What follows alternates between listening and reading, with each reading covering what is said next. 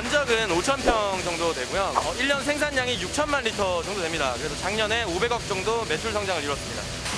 1925년 창업 이래 자그마치 100년째 막걸리를 빚어오고 있다는 이곳. 비록 공장의 외형은 180도 달라졌지만 누룩을 배양하는 제조 방식만큼은 여전히 고수하고 있는데요. 막걸리 공장에 막걸리 만드는 저 밀가루 가져왔어요. 25톤 정도 돼요.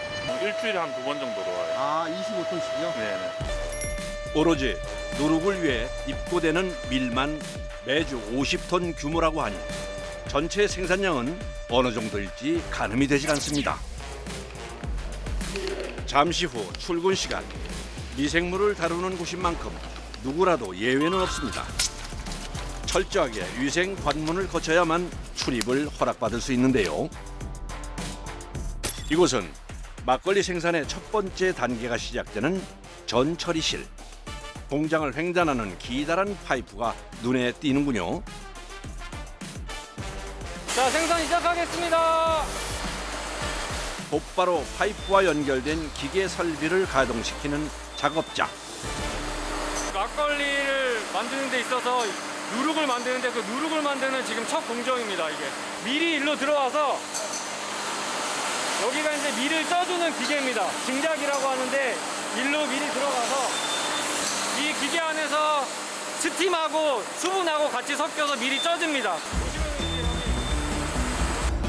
그러니까 밀을 옮겨와서 찌는 게 아니라 이 송관을 거쳐오는 동안 이미 작업이 완료됐다는 얘긴데요.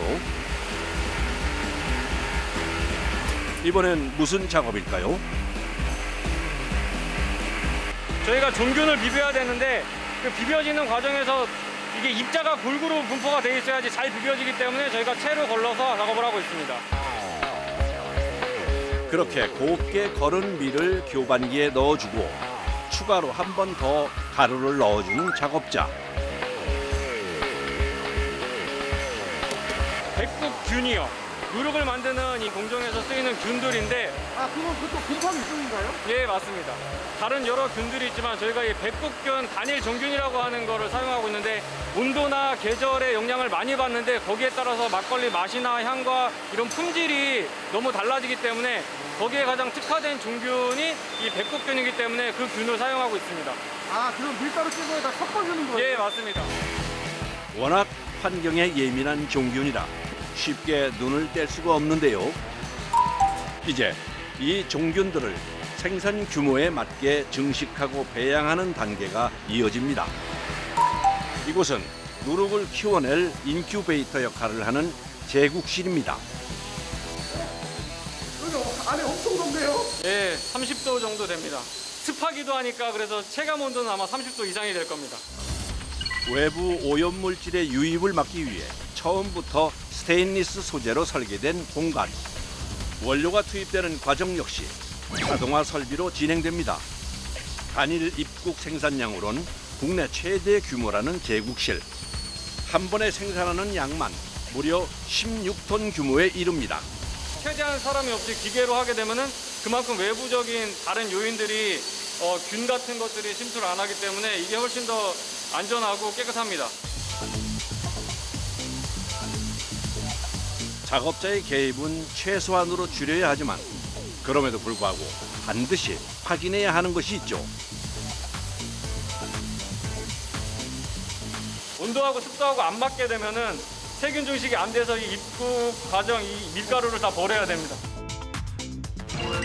뿐만 아니라 곰팡이가 너무 한 곳에 몰려 있거나 고르게 펼쳐지지 않았다면 그 역시 문제가 되는데요. 때문에 발효 작업이 진행되는 사흘 동안 계속해서 누룩을 섞어주고 뒤집어주고 살펴봐야만 한답니다. 그 사이 제국실 밖에선 쌀 막걸리 생산을 위한 준비 작업이 한창입니다. 저 사이로에서 넘어온 쌀을 불리면서 세척하는 과정이거든요.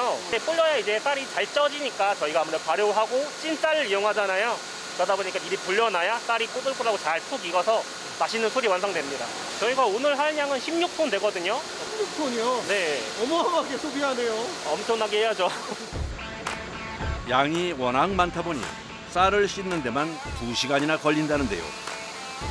그렇게 깨끗하게 잘 씻어낸 쌀은 탱크 아래쪽 통로를 통해 곧바로 다음 공정으로 향하게 됩니다. 세척 탱크에서 빠져나오자마자 바로 옆 증자기를 향해 이동하는데요. 마지막 쌀알까지 빠져나간 걸 확인하면 작업자도 불이 나게 그 뒤를 따라가는데요. 조심스럽게 뚜껑을 열어 속을 확인해 봅니다. 이게 1시간씩 찌고 있거든요. 이게 생쌀보다 쌀을 쪄줘야 효모도 잘 먹어가지고 분해를 잘해서 발효가 잘 되고 있습니다. 쌀을 얼마나 잘 씻었으면 반질반질 윤기가 흐릅니다. 설비 끝자락에선 냉각기를 지나며 뜨거운 온도를 한김 식혀주는데요.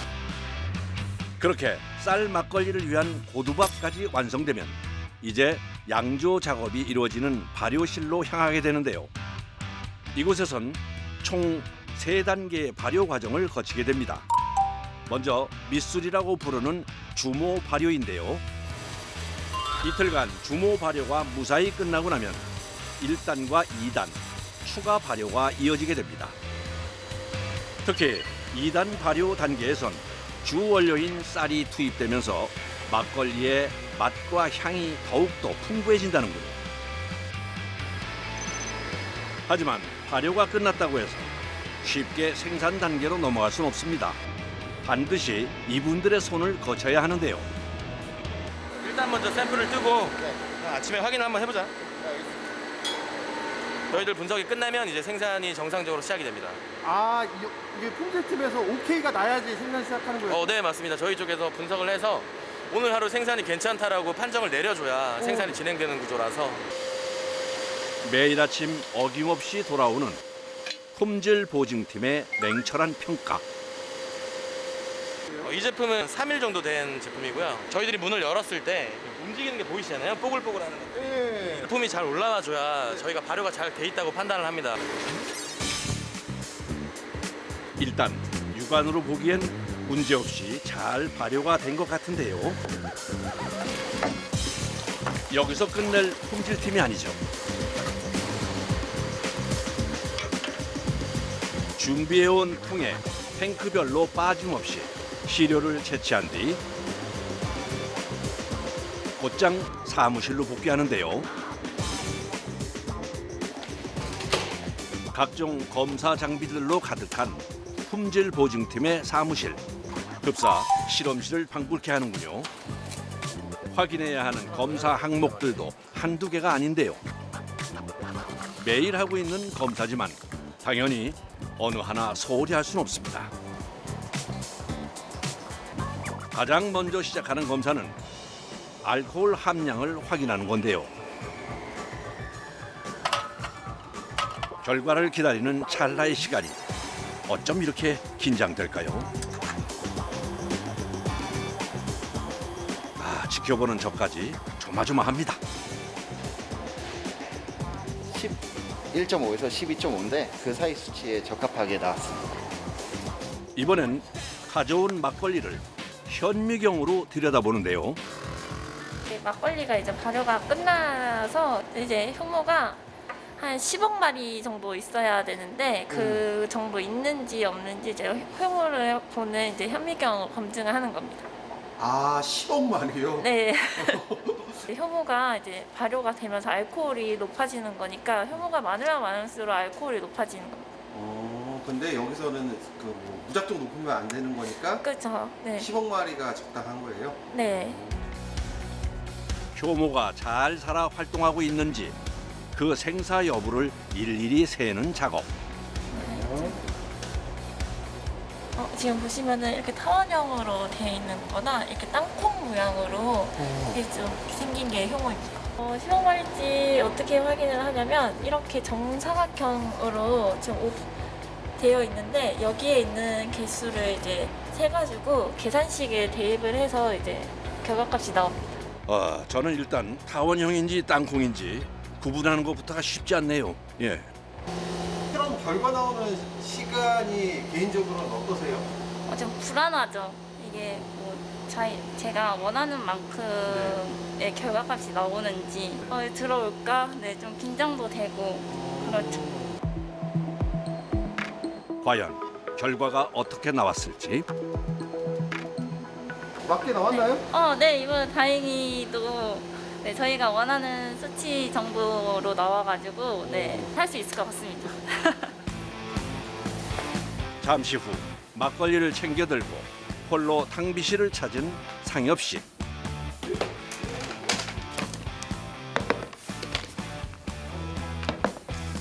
실험하고 남은 액으로 권능을 통해서 적합한지 다시 한번 재차 확인하고 있습니다.